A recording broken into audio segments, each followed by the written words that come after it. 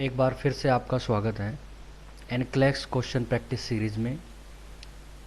Nursing study official channel में आप सभी का स्वागत है। मेरा नाम है अमित और आज हम मेडिकल सर्जिकल नर्सिंग के एंडोक्राइन सिस्टम के जो क्वेश्चंस हैं उनको पढ़ेंगे। देखो भाई, पहला क्वेश्चन क्या है। पहला क्वेश्चन है, a client is brought to the emergency department in an unresponsive state and diagnosis of hyperglycemic hypoosmolar non ketotic syndrome. क्या प्रॉब्लम है भाई? प्रॉब्लम है ये hyper osmolar hyperglycemic non ketotic syndrome है। The nurse would immediately prepare to initiate which of the following anticipated physician prescription. सबसे पहले क्या करोगे इसके अंदर, ये पूछना चाह रहा है एग्जामिनर। तो एक बार चलो देखते हैं ये क्या होता है हाइपरग्लाइसीमिक। तो हाइपर ओस्मोलार हाइपरग्लाइसेमिक सिंड्रोम बेसिकली ये एक कॉम्प्लिकेशन है डायबिटीज़ मेलाइटिस की, और most commonly diabetes mellitus type second में देखने को मिलता है। और इसका सबसे पहला गोल क्या, क्योंकि इसमें कंसंट्रेशन बहुत ज़्यादा बढ़ जाती है, गाढ़ा हो जाता है आपका ब्लड, तो सबसे पहले जिस चीज़ की जरूरत पड़े, कीटोन बॉडी नहीं बनते, नॉन कीटोटिक होता है। तो इस कंडीशन में सबसे पहले आप मरीज को रीहाइड्रेट करते हो, इसकी फर्स्ट प्रायोरिटी रहेगी।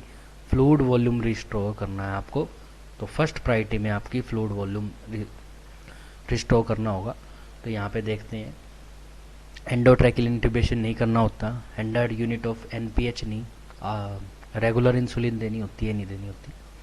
Intravenous infusion of normal saline, हाँ भाई यही आंसर होगा, नॉर्मल सलाइन आपको इंट्रावीनस इन्फ्यूजन करना पड़ेगा। सोडियम बाइकार्ब देने की जरूरत नहीं है, सोडियम बाइकार्बोनेट तब देने की जरूरत है जब कीटोन बॉडी में बढ़े हुए हैं। फिलहाल नॉन कीटोटिक के अंदर जरूरत नहीं है, डायबिटिक कीटो एसिडोसिस के अंदर ये चलेगा। चलिए next question.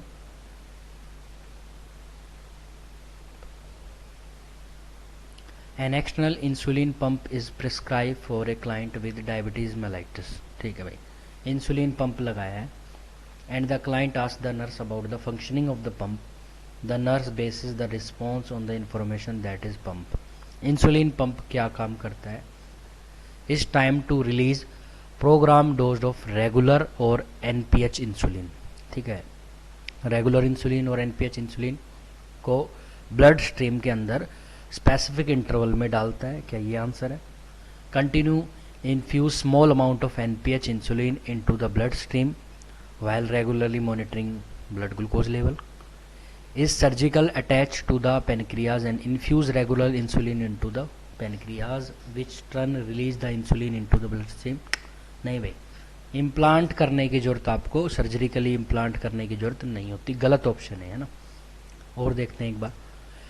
Give a small continuous dose of regular insulin subcutaneously and client can self-administer a bolus with an additional dose from the pump before each meal. तो क्या करना होगा आपको, क्या केस है? External infusion pump, sorry insulin pump का क्या काम है? तो वो ब्लड के अंदर सीधा इंसुलिन को डालेगा। और ब्लड, एक बात आपको याद रखनी, एक ही पॉइंट याद रखोगे क्वेश्चन के आंसर पे आ जाओगे। एक ही टाइप की इंसुलिन ऐसी है जिसको आप आईवी दे सकते हो, जिसका नाम है रेगुलर इंसुलिन। इंसुलिन रेगुलर जो है उसी को सिर्फ आप आईवी दे सकते हो, उसके अलावा किसी को आईवी नहीं दे सकते। तो ये कह रहा है एनपीएच को देना, तो ये नेगेटिव लिखा हुआ गलत, इसको हटाओ। यहाँ भी एनपीएच लिखा है, इसको भी हटाओ, गलत। ये वाला इसलिए गलत होगा क्योंकि सर्जिकल अटैच नहीं होता, क्योंकि वो तो पंप का काम नहीं है। लास्ट जो ऑप्शन है वो सही है, give a small continuous dose of regular insulin, ये सही होगा, राइट आंसर होएगा 4। Next, sorry, a client with diagnosis of diabetic keto acidosis, जो कि कॉम्प्लिकेशन है डायबिटीज मेलाइटिस की, is being treatment in emergency department, which finding would nurse expect to note as a confirming this diagnosis. तो भाई diabetes keto acidosis की condition में कौन सी ऐसी कंडीशन है जिसको नर्स कंफर्म कर देगी क्या प्रॉब्लम है, कि डायबिटीज़ कीटो एसिडोसिस है? तो डायबिटिक कीटो एसिडोसिस में कोमाटोज स्टेट होती है, डिक्रीज यूरिन आउटपुट होता है, increase respiration and increase pH. तो कीटो एसिडोसिस के केस में एसिड बन रहा है, और जब भी आपके शरीर में एसिड ज़्यादा बनेगा तो ये आपकी पीएच को कम करेगा, ज़्यादा नहीं, तो ये गलत है। दूसरी बात, कीटो एसिडोसिस डायबिटिक की कंडीशन के अंदर पोलीयूरिया देखने को मिलता है हमेशा, ओलिगोयूरिया नहीं। कोमा की स्टेट यहाँ जरूरी नहीं है मिलेगी, वो बहुत ज़्यादा सीवियर केसेस में देखने को मिलती है। और last, elevated blood glucose level, तो डायबिटिक के अंदर ग्लूकोज का लेवल बढ़ता है, बिल्कुल सही है। And low plasma bicarbonate level, actual शरीर के अंदर जब एसिड बढ़ेंगे, क्योंकि एसिडोसिस है, अगर एसिड बढ़ता है तो उसके अपोजिट जो है बाइकार्बोनेट जो कि बेस होते हैं नेचर में, वो कम हो जाएंगे। और यही देखने को मिलता है आपको किसके अंदर, डायबिटिक कीटो एसिडोसिस के अंदर। यहाँ पे हम इसको दिखा देते हैं रेड कलर से, यहाँ पे ब्लड ग्लूकोज लेवल तो बढ़ेगा क्योंकि ये डायबिटिक है। और लो प्लाज्मा बाइकार्बोनेट लेवल, बाइकार्बोनेट एक बेस होता है, बेस कम हो जाते हैं, ज़्यादा नहीं, ज़्यादा तो एसिड होंगे। तो राइट आंसर रहेगा D4। Next question, a nurse is teach a client with diabetes mellitus about differentiating between hypoglycaemia and keto acidosis. ठीक है भाई। The client demonstrate and understanding the teaching by the stating that a form of glucose should be taken if which of the following symptom develop। Glucose आपको लेनी पड़ेगी, किस conditions के अंदर glucose आप लोगे, तो कहाँ आप लोगे, जब लेते हो आप हाइपोग्लाइसीमिया के केस के अंदर। तो पूछना चाह रहा है हाइपोग्लाइसीमिया का इनमें से कौन सा फीचर है।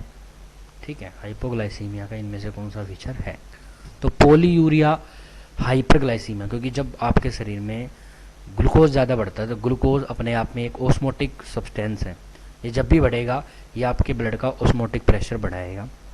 और ऑस्मोटिक प्रेशर जब भी आपके ब्लड का बढ़ता है तो ब्लड का प्रेशर बढ़ता है, ब्लड ज़्यादा फ्लूइड इकट्ठा हो जाएगा ब्लड के अंदर, और ज़्यादा फ्लूइड इकट्ठा होएगा तो ज़्यादा ब्लड बनेगा, ज़्यादा ब्लड होगा तो किडनी के पास ज़्यादा ब्लड जाएगा, किडनी के पास ज़्यादा ब्लड जाए तो किडनी यूरिन भी ज़्यादा बनाएगी, एक्चुअल पोलीयूरिया ध्यान देखने को मिलेगा।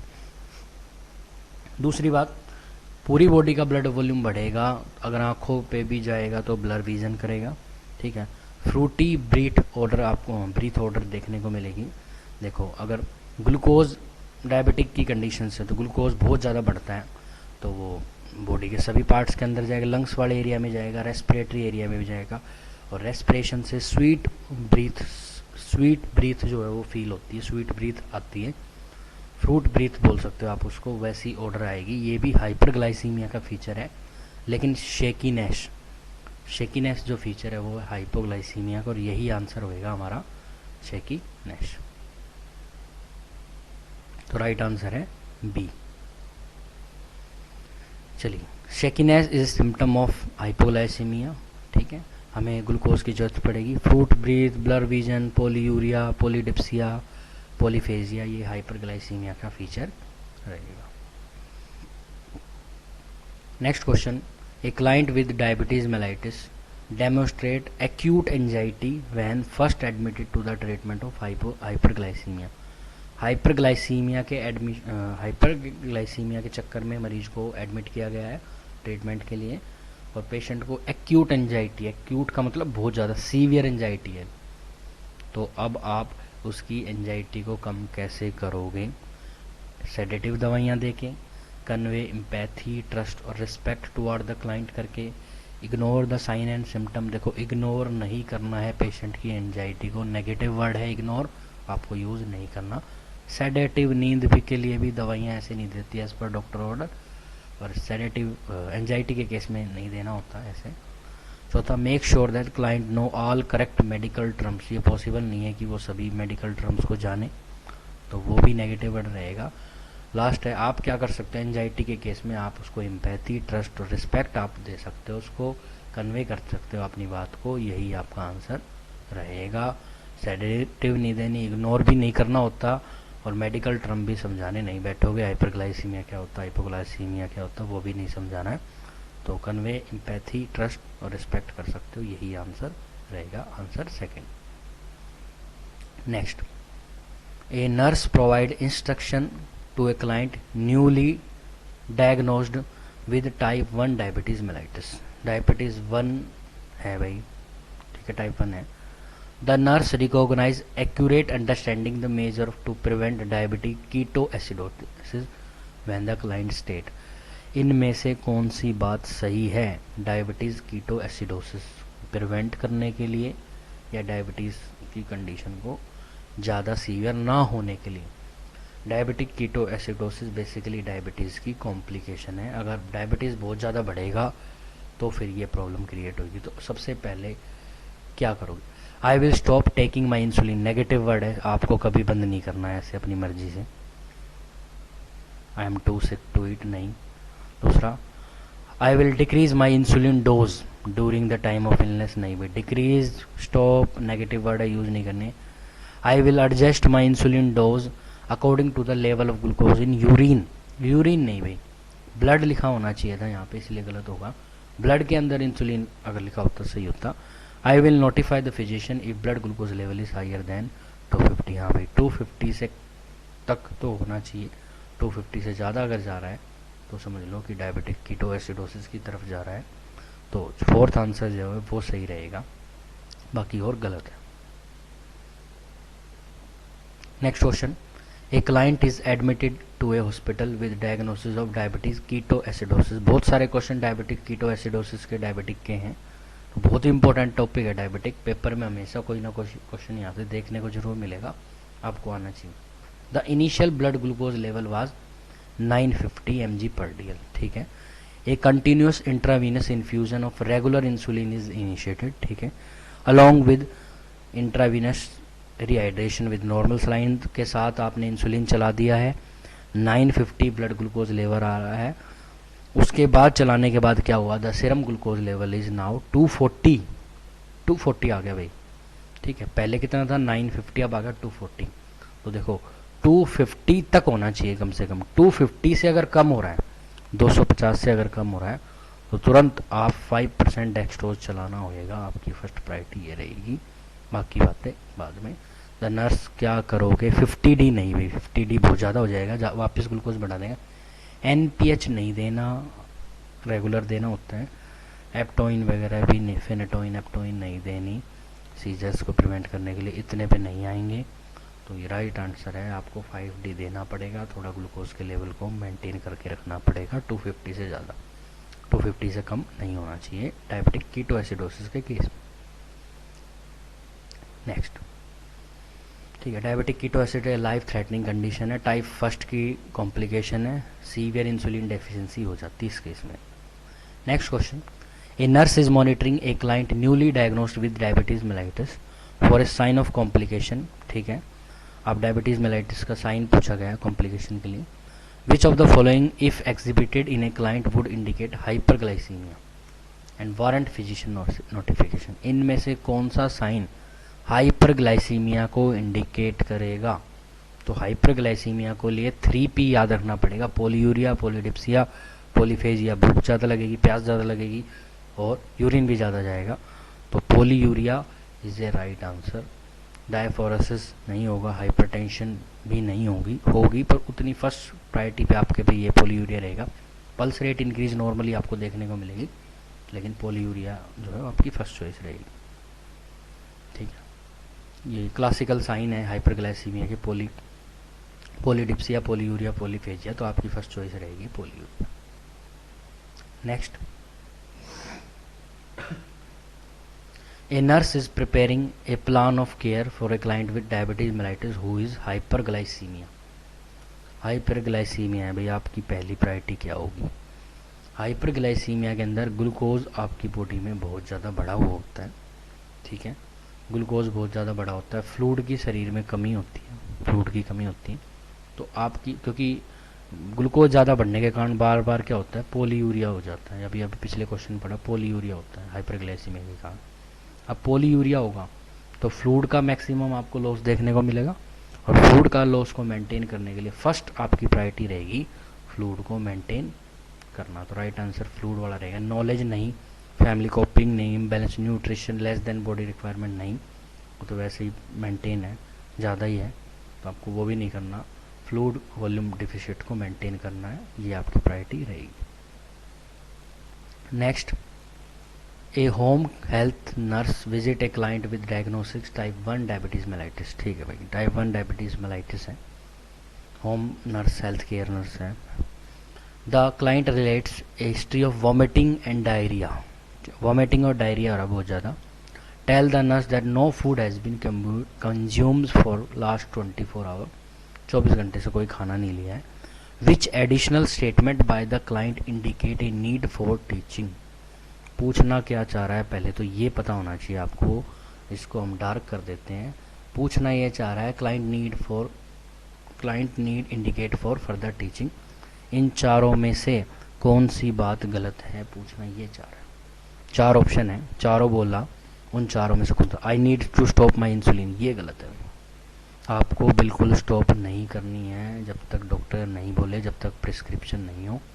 इंक्रीज माई फ्लूइड कर सकते हो, मॉनिटर ग्लूकोज कर सकते हो, फिजिशियन अगर कोई सिम्टम्स आए तो बुला सकते हो, लेकिन आपको स्टॉप अपनी मर्जी से नहीं करना. ये डॉक्टर के ऑर्डर के हिसाब से होएगा, आपकी मर्जी के हिसाब से नहीं होगा. राइट आंसर रहेगा first. Next question, a nurse is caring for a client with hypophysectomy. ठीक है भाई, हाइपोफाइसेक्टोमी पेट्यूटरी ग्लैंड को निकालने को बोलते हैं. The nurse notice clear nasal drainage from the client nostril. नाक में से क्लियर नेजल ड्रेनेज नज़र आ रहा है. सबसे पहले आप क्या करोगे, तो देखो उसके जो ऑपरेशन है वो नोज से भी कर सकते हो आप और ब्रेन से भी कर सकते हो, नेजल ऑपरेशन भी होता है. तो मे बी जो ये सिक्रीशंस आ रहे हैं नेजल ड्रेनेज, उसका कनेक्शन डायरेक्ट ब्रेन से हो और ब्रेन से CSF रिलीज हो. तो इसलिए आप सबसे पहले हाइपोफाइसेक्टोमी के अंदर या ब्रेन की कोई भी ऑपरेशन होता है उस केस में अगर नोज से कोई ड्रेनेज आ रहा है तो सबसे पहले आप उसको चेक करोगे और चेक करके ये कंफर्म करने की कोशिश करोगे इसमें CSF फ्लूइड तो नहीं है.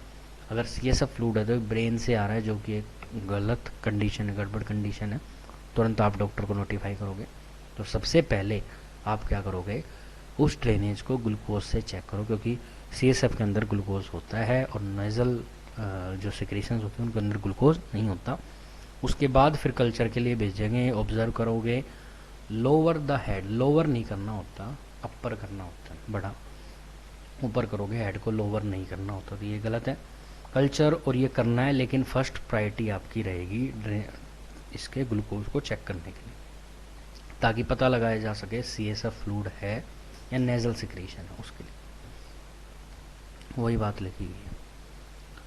Next question, after several diagnostic test a client diagnose with diabetes insipidus. Diabetes insipidus है ऐसी कंडीशन जिसमें आपके शरीर में ADH एंटी डायरेटिक हार्मोन कम हो जाता है, वो कंडीशन है. A nurse perform an assessment of a client knowing the client which symptom is most indicated of this disorder. क्या प्रॉब्लम देखने को मिलेगी, तो देखो क्या होता है जब ADH आपके शरीर में कम हो जाता है, इसका है रैशनल. हाँ भाई, ये क्या है, हाइपोसेक्रेशन ऑफ ADH हार्मोन, जो कि जिसका काम होता है वाटर को रीएब्जॉर्ब करना. वाटर शरीर में रीएब्जॉर्ब नहीं होगा तो किडनी से निकलेगा. एंटी डायरेटिक हार्मोन नॉर्मली क्या काम करता है, आपकी किडनी से वाटर को रीएब्जॉर्ब कर लेता है, वापस ब्लड में डाल देता है, वाटर को एक्सक्रीट नहीं होने देता. लेकिन अगर ADH नहीं है, क्योंकि डायबिटीज़ मेलाइटिस में ADH कम हो जाता है, अब यूरिन पास आउट होता रहेगा. अब यूरिन ज़्यादा जाएगा तो पोलीयूरिया, और पोलीयूरिया होगा तो पोलीडिप्सिया, और पोलीडिप्सिया भी यहाँ देखने को, प्यास भी ज़्यादा लगती है. तो इसका जो मेन फीचर है फटीग, डायरिया, ये सब नहीं आएगा, पोलीडिप्सिया. तो प्यास ज़्यादा लगेगी. ठीक है, यही इसका फीचर है.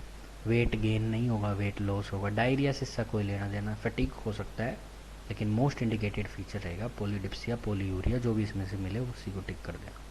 राइट आंसर है थर्ड.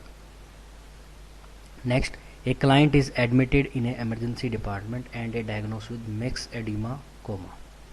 मैक्स एडिमा कोमा है इसको.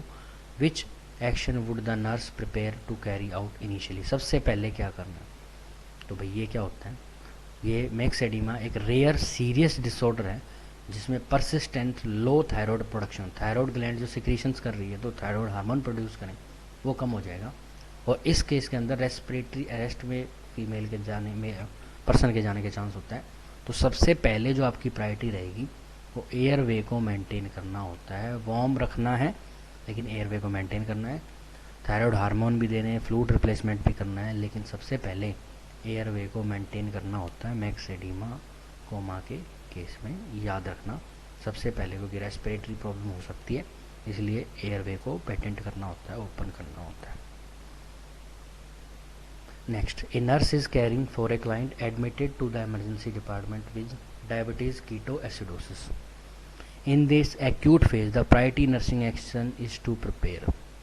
किस चीज़ के लिए प्रिपेयर किया जाएगा? डायबिटिक कीटोएसिडोसिस के केस में करेक्ट एसिडोसिस।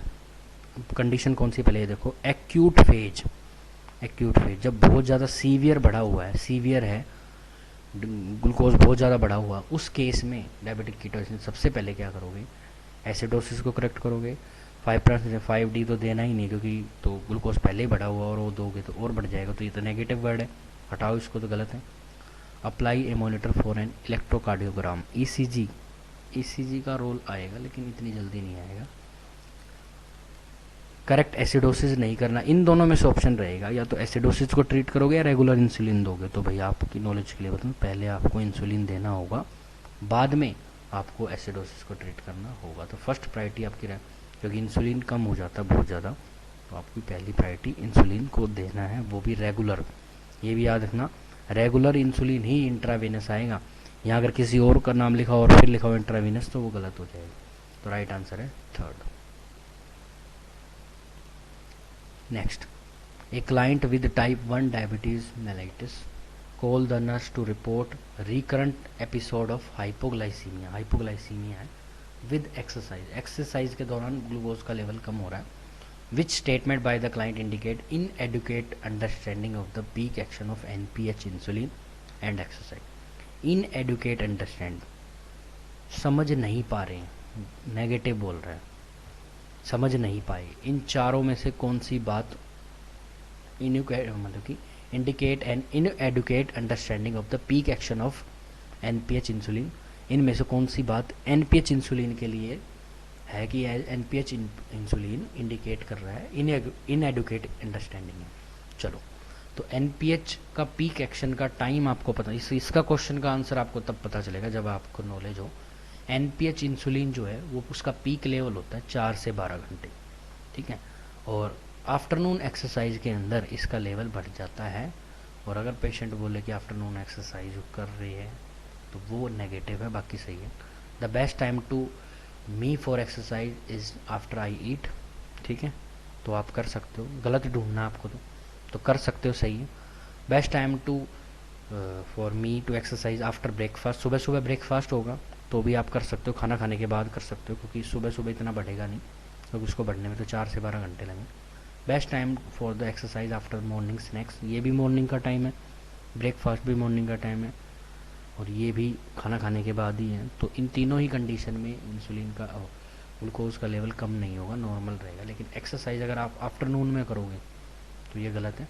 आफ्टरनून में करोगे तो 4 से 12 घंटे के बाद इंसुलिन का लेवल जैसे ही पीक पे आएगा वैसे ही ग्लूकोज का लेवल कम, तो ये नेगेटिव लिखा हुआ है, राइट आंसर है third.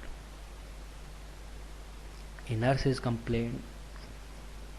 completing an assessment of a client who is being admitted in a diagnosis workshop for primary hyperparathyroidism। Problem क्या है?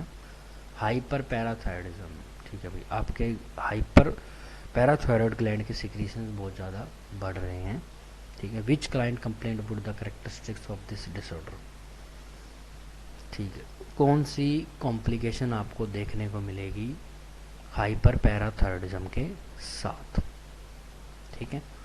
तो देखो होता क्या है, पैराथायरॉयड ग्लैंड सिक्रीट करती है पैराथायरोक्सिन हार्मोन, जो आपके शरीर में कैल्शियम का लेवल बढ़ाता है। और ब्लड के अगर अंदर कैल्शियम बढ़ेगा तो ब्लड होएगा कंसनट्रेटेड, और कंसनट्रेट ब्लड अगर होता है तो वो ऑस्मोटिक प्रेशर बढ़ाएगा और डायरोसिस करेगा और पोलीयूरिया कोज होएगा। तो इसलिए पोलीयूरिया ही इसी का आंसर है।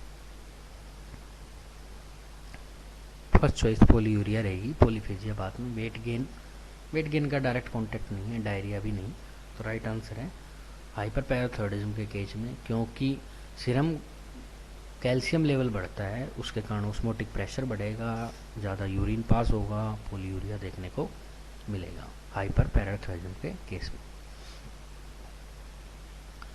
Next, a nurse is caring for post operated parathyroidectomy, thyroid gland को हटाने के बाद के टाइम की केयर की बात हो रही है। Which client complaint would indicate that serious life threatening complication, may be develop require immediate notification of physician. इसमें से कौन सी बात ऐसी लिखी हुई है जो लाइफ थ्रेटनिंग कंडीशन है, जान जाने का खतरा है पेशेंट का आफ्टर पैराथायरॉयडक्टोमी, पैराथायरॉयड ग्लैंड को निकालने के बाद की बात हो रही है।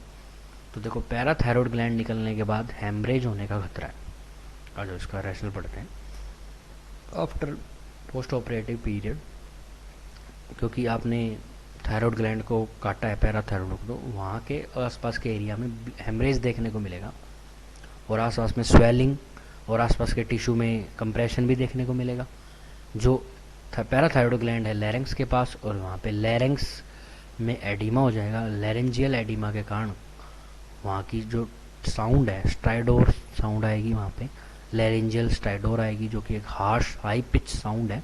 जब सांस लेंगे छोड़ेंगे उस दौरान हाई पिच साउंड आएगी, ठीक है, जो बेसिकली ट्रैकिया और आसपास के एरिया को कंप्रेस करेगी, मतलब पूरा जाएगी नहीं, एयर बाहर नहीं निकलेगी, और रेस्पिरेटरी डिस्ट्रेस होने का खतरा होता है इसमें, क्योंकि लैरेंजियल एडिमा होता है इसमें, और वो फिर ये स्ट्राइडोर करता है, और उसके बाद फिर ट्रैकिया के पास कंप्रेशन भी होगा, ट्रैकिया से आगे रेस्पिरेटरी डिस्ट्रेस होने का खतरा है। तो रेस्पिरेटरी डिस्ट्रेस तो आदमी की जान भी जा सकती है, इसलिए लाइफ थ्रेटनिंग कंडीशंस है, आपको अवॉइड, मतलब कि आपको तुरंत इसके लिए एक्शन करना चाहिए, नोटिफाई करना चाहिए फिजिशियन को।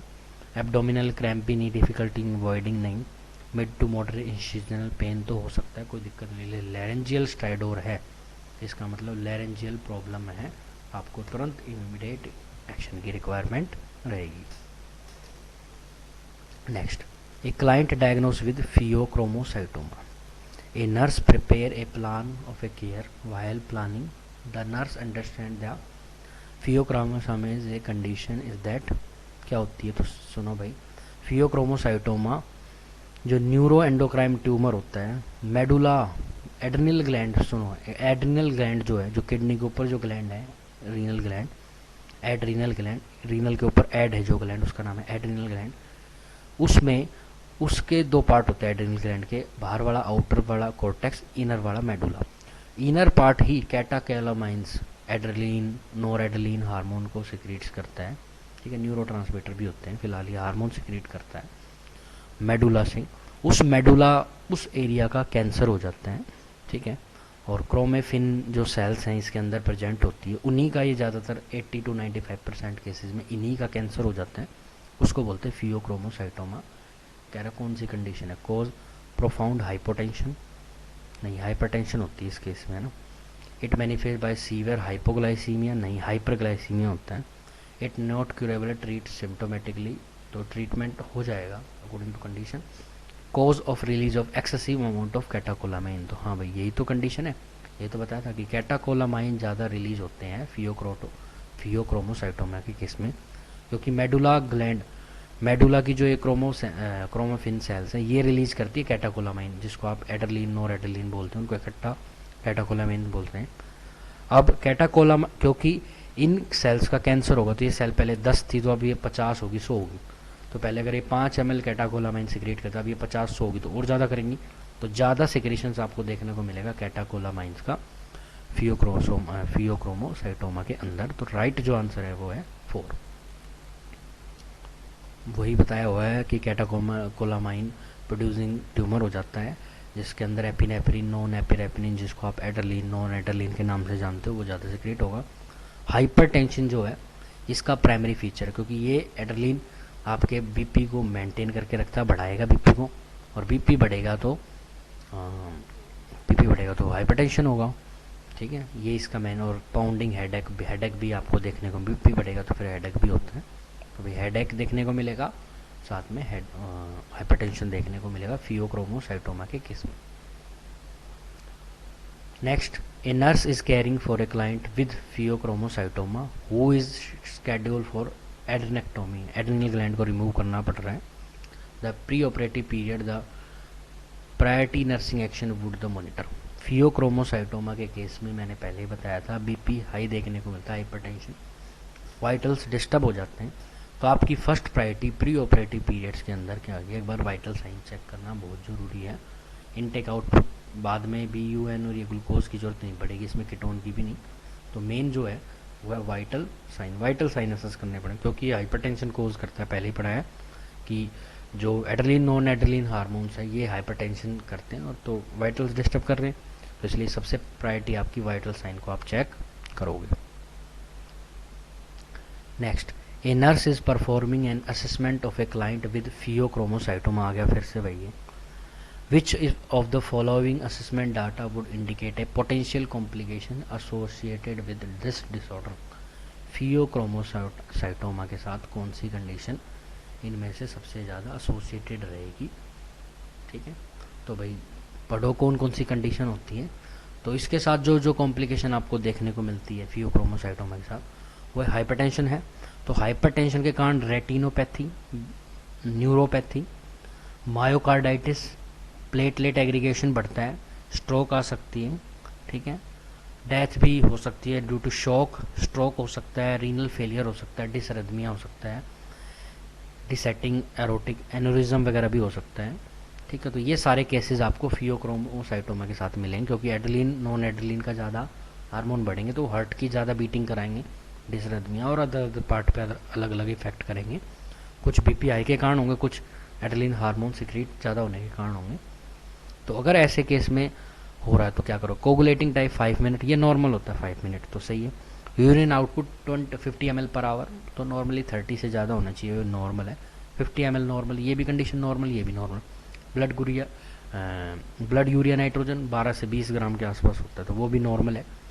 हार्ट रेट 90, ये भी नॉर्मल है, लेकिन इर्रेगुलर जो लिखा हुआ है ये नॉर्मल नहीं है, ये इर्रेगुलर, ये अब नॉर्मल है। तो भाई ये अगर कंडीशन इर्रेगुलर रेट की रिदम मिल रही है तो ये दर्शाता है कि डिसरिथमिया का केस है। और हमने पढ़ा अगर डिसरिथमिया होगा तो वो इसके साथ एसोसिएटेड आपको देखने को मिलेगा। तो राइट आंसर रहेगा D. Next, a nursing instructor ask a client to describe pathophysiology that occur Cushing disease, which statement by the student indicate accurate understanding the disorder. इन चारों में से कौन सी बात सही है? SGPGI 2012 में ये क्वेश्चन आया हुआ है, ठीक है, और 2022 में, सॉरी, तो हो सकता है आगे भी कभी आ जाए। तो उसमें यही पूछा गया था। तो Cushing disease result from an over secretion of insulin, नहीं भाई, इंसुलिन का कोई हाइपर इंसुलिनीमिया नहीं होता। Cushing disease result for under secretion of corticoids, under नहीं भाई, ओवर होता है, over secretion. Cushing result under secretion of मिनोगोन, नहीं भाई नहीं, ये भी नहीं। बेसिकली कॉर्टिकोस्टीरॉइड और मिलनोकॉर्टिकॉइड दोनों ही हार्मोन ज़्यादा सिक्रीट होंगे, और दोनों को इकट्ठा आप बोलते हो एडिनोकॉर्टिको हार्मोन्स। तो राइट आंसर है 4, एडिनोकॉर्टिको हार्मोन ज़्यादा सिक्रीट्स होते हैं कुशिंग सिंड्रोम के केस में, और इन दोनों में से भी कॉर्टिकोस्टीरॉइड्स हार्मोन ज़्यादा सिक्रीट्स होते हैं। ठीक है, तो भाई राइट आंसर है 4। वही चीज़ लिखी हुई है सारे, कम नहीं होते, कम होने वाला अलग केस है, ज़्यादा रहेंगे। कम किस में देखने को मिलेंगे? एडिसन्स डिजीज़ के अंदर आपको हाइपोसिक्रेशन मिलेगा एड्रेनल कॉर्टेक्स, जिसमें ये सब आएगा। तो इसको हम कर देते रेड। एडिक्शंस जो डिजीज़ होगी उसके अंदर हाइपोसिक्रेशन मिलेगा एड्रेनल कॉर्टेक्स हार्मोन, ग्लूकोकॉर्टिकॉइड, मिनोकॉर्टिकॉइड्स का, और यहाँ पे अमाउंट ज़्यादा मिलेगा आपको एडिनोकॉर्टिकॉइड्स हार्मोन का, ठीक है, जिसको आप कुशिंग सिंड्रोम, कुशिंग डिजीज बोलोगे, ठीक है, कुशिंग डिजीज बोलोगे। नेक्स्ट,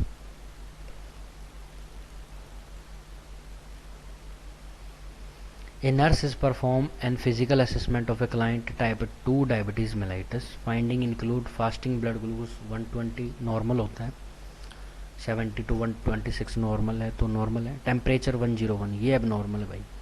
पल्स 88 नॉर्मल है। रेस्पिरेटरी रेट 22 नॉर्मल है। ब्लड प्रेशर 172 है, हद तक नॉर्मल ही है, 100 से कम होएगा तो अब नॉर्मल होता है, जिसको आप हाइपोटेंशन बोलते हो। तो विच of the finding most concern, तो किससे कंसर्न करोगे?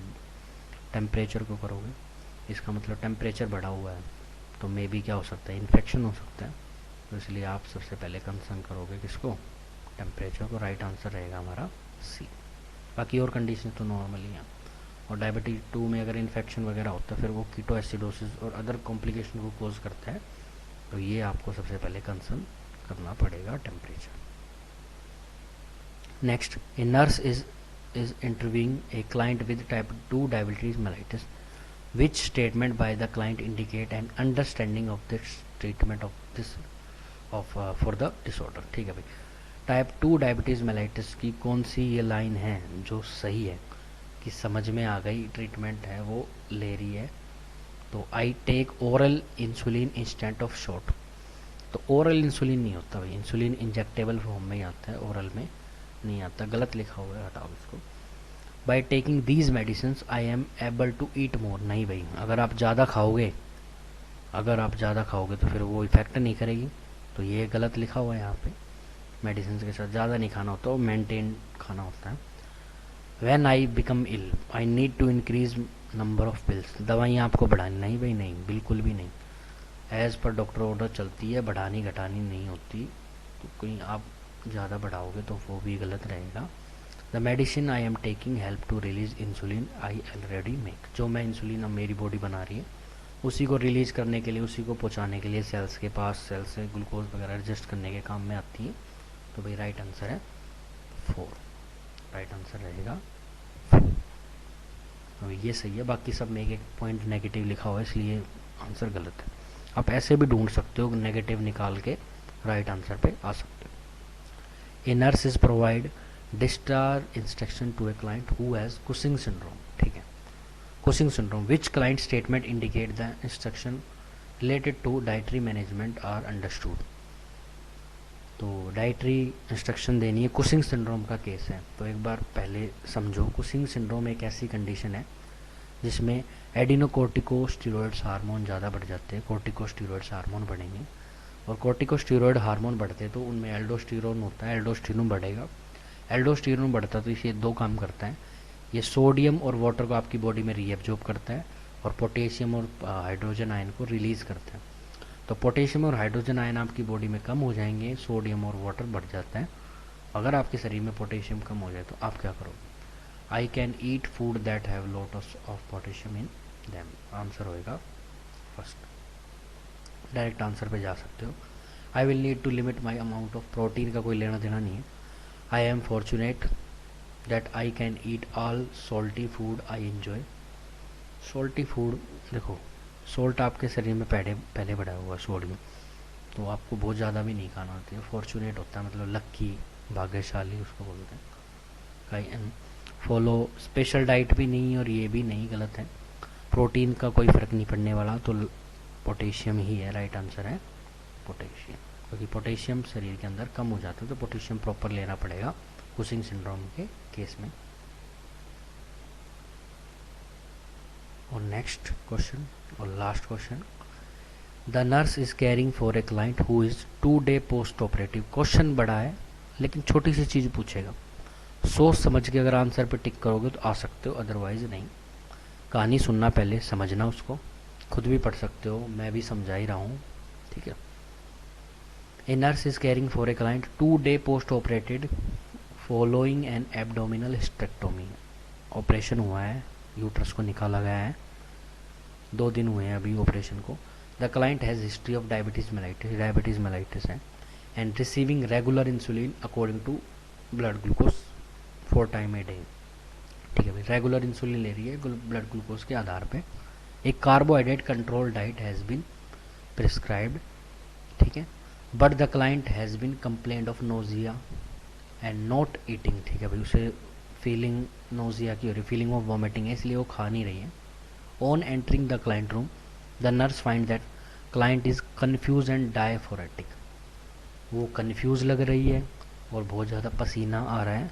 Which is the appropriate action at this time. तो सबसे पहले आपको पता होना चाहिए, 2 दिन कुछ खाने का मन नहीं कर रहा, नोजिया की कंप्लेन कर रही है, ऊपर से इंसुलिन रेगुलर भी चल रही है, तो क्या हुआ है इसको? तो इस केस में आपको ये क्या कंडीशन है, ये कंडीशन है हाइपोग्लाइसीमिया हुआ है। लेकिन हाइपोग्लाइसीमिया अलग अलग टाइप का है, माइल्ड, मॉडरेट, सीवियर, ये भी पता होना चाहिए आपको।